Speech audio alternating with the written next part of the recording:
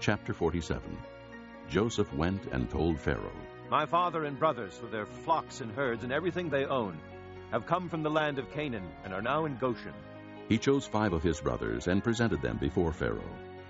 Pharaoh asked the brothers, What is your occupation? Your servants are shepherds, They replied to Pharaoh. just as our fathers were. They also said to him, We have come to live here a while, because the famine is severe in Canaan, and your servants' flocks have no pasture. So now, please let your servants settle in Goshen. Pharaoh said to Joseph, Your father and your brothers have come to you, and the land of Egypt is before you.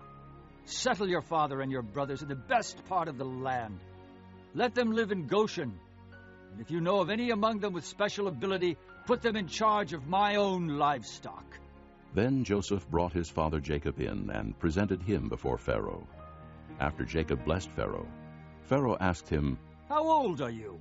And Jacob said to Pharaoh, The years of my pilgrimage are 130. My years have been few and difficult, and they do not equal the years of the pilgrimage of my fathers. Then Jacob blessed Pharaoh and went out from his presence.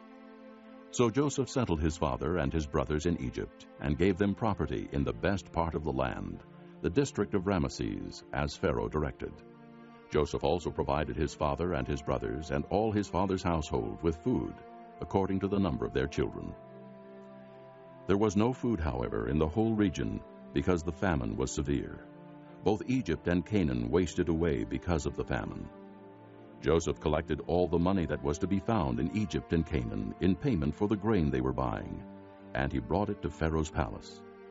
When the money of the people of Egypt and Canaan was gone, all Egypt came to Joseph and said, Give us food. Why should we die before your eyes? Our money is used up.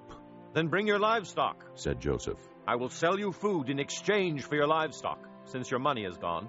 So they brought their livestock to Joseph, and he gave them food in exchange for their horses, their sheep and goats, their cattle and donkeys. And he brought them through that year with food in exchange for all their livestock. When that year was over, they came to him the following year and said, We cannot hide from our Lord the fact that since our money is gone and our livestock belongs to you, there is nothing left for our Lord except our bodies and our land. Why should we perish before your eyes, we and our land as well? Buy us and our land in exchange for food, and we with our land will be in bondage to Pharaoh. Give us seed so that we may live and not die, and that the land may not become desolate. So Joseph bought all the land in Egypt for Pharaoh. The Egyptians, one and all, sold their fields because the famine was too severe for them.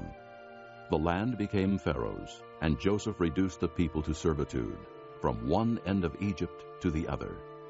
However, he did not buy the land of the priests, because they received a regular allotment from Pharaoh and had food enough from the allotment Pharaoh gave them. That is why they did not sell their land. Joseph said to the people, Now that I have bought you and your land today for Pharaoh, here is seed for you so you can plant the ground. But when the crop comes in, give 1/5 of it to Pharaoh.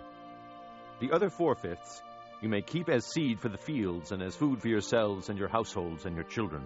You have saved our lives, they said. May we find favor in the eyes of our Lord. We will be in bondage to Pharaoh. So Joseph established it as a law concerning land in Egypt, still in force today, that 1/5 of the produce belongs to Pharaoh. It was only the land of the priests that did not become Pharaoh's. Now the Israelites settled in Egypt, in the region of Goshen. They acquired property there, and were fruitful and increased greatly in number. Jacob lived in Egypt 17 years, and the years of his life were 147. When the time drew near for Israel to die, he called for his son Joseph, and said to him, If I have found favor in your eyes, put your hand under my thigh, and promise that you will show me kindness and faithfulness. Do not bury me in Egypt, but when I rest with my fathers, carry me out of Egypt, and bury me where they are buried. I will do as you say, he said.